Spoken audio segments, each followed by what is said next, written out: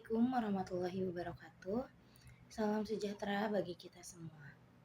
Marilah kita panjatkan puji syukur kehadirat Tuhan Yang Maha Esa karena atas limpah rahmat dan karunia-Nya kita dapat berkumpul pada kesempatan ini dalam keadaan sehat. Pada kesempatan yang baik ini, izinkan saya menyampaikan pidato yang berjudul Manfaat Membaca. Hadirin yang saya hormati, pernahkah kita menyadari bahwa saat ini kita bisa menghabiskan waktu berjam-jam menatap layar telepon genggam, tetapi merasa berat untuk membaca beberapa halaman buku? Fenomena ini sering kita jumpai, bahkan mungkin terjadi pada diri kita sendiri. Padahal, di tengah derasnya arus informasi, kemampuan untuk membaca dan memahami isi bacaan justru menjadi bekal yang sangat penting. Buku bukan sekedar kumpulan kertas yang dipenuhi tulisan. Buku adalah jendela pengetahuan, tempat kita bertemu dengan gagasan-gagasan baru, memahami pengalaman orang lain, dan memperluas cara pandang tentang kehidupan. Melalui buku, kita dapat belajar tanpa mengenal batas ruang dan waktu.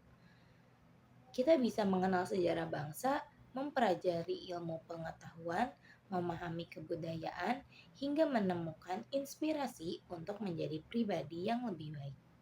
Hadirin yang saya banggakan, manfaat pertama dari membaca buku tentu saja adalah menambah pengetahuan. Semakin banyak buku yang kita baca, semakin luas pula wawasan yang kita miliki.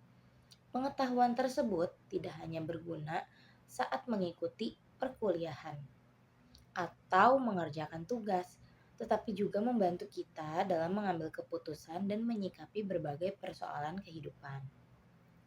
Sebagai mahasiswa, membaca seharusnya menjadi bagian dari kebiasaan, bukan sekedar tuntutan ketika ada tugas dari dosen. Sebab, seseorang yang rajin membaca akan lebih mudah memahami materi, lebih percaya diri saat berdiskusi, dan memiliki kemampuan berpikir yang lebih baik. Selain menambah wawasan, membaca juga melatih kita untuk berpikir kritis.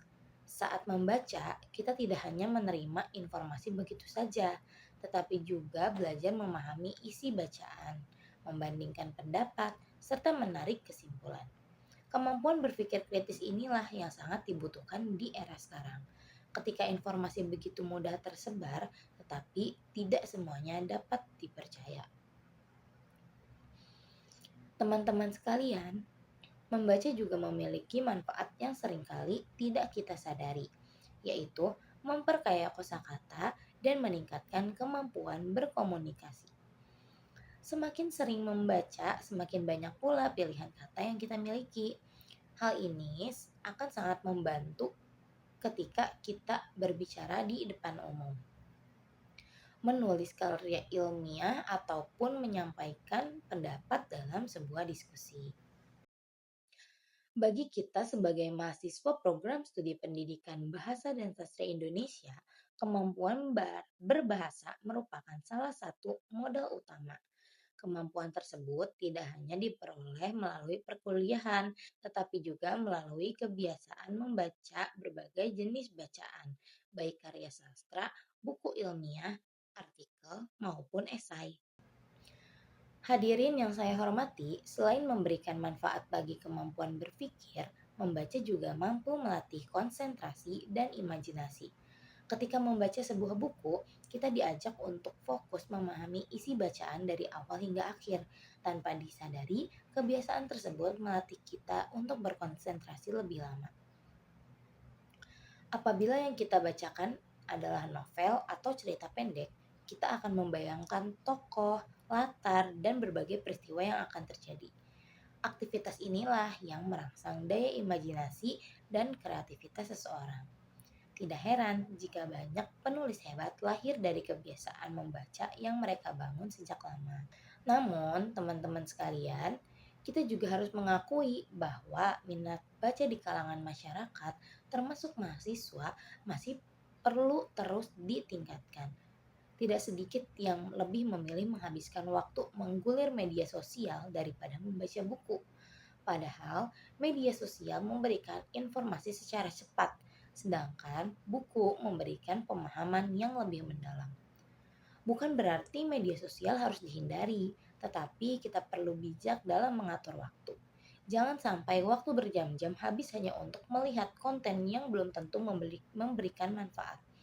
Sementara buku yang dapat menambah wawasan justru dibiarkan tersimpan di rak. Oleh karena itu, mari kita mulai membangun kebiasaan membaca dari hal-hal yang sederhana. Tidak perlu langsung membaca buku yang tebal, karena kita bisa memulai dengan membaca selama 15 atau 20 menit setiap hari. Pilihlah buku yang sesuai dengan minat kita agar kegiatan membaca terasa lebih menyenangkan. Sedikit demi sedikit, kegiatan tersebut akan tumbuh menjadi kebutuhan. Hadirin yang saya hormati, pada akhirnya membaca buku bukan sekedar aktivitas untuk memperoleh informasi. Membaca adalah proses membentuk cara berpikir, memperluas wawasan, dan mengembangkan kualitas diri. Seorang mungkin akan langsung merasakan manfaat setelah membaca buku, tetapi kebiasaan membaca terus-menerus akan memberikan perubahan yang besar di masa depan. Sebelum saya mengakhiri pidato ini, izinkan saya mengutip sebuah ungkapan yang mengatakan, "Buku adalah jendela dunia." Ungkapan tersebut mengingatkan kita bahwa semakin banyak kita membaca, semakin luas pula dunia yang dapat kita kenal. Marilah kita menjadikan membaca sebagai bagian dari kehidupan sehari-hari. Karena dengan membaca, kita tidak hanya menambah ilmu, tetapi juga mempersiapkan diri untuk menjadi pribadi yang lebih cerdas, bijaksana, dan bermanfaat bagi orang lain. Demikian pidato yang dapat saya sampaikan. Apabila terdapat kekurangan maupun kesalahan dalam penyampaian, saya mohon maaf yang sebesar-besarnya. Terima kasih atas perhatiannya. Wassalamualaikum warahmatullahi wabarakatuh.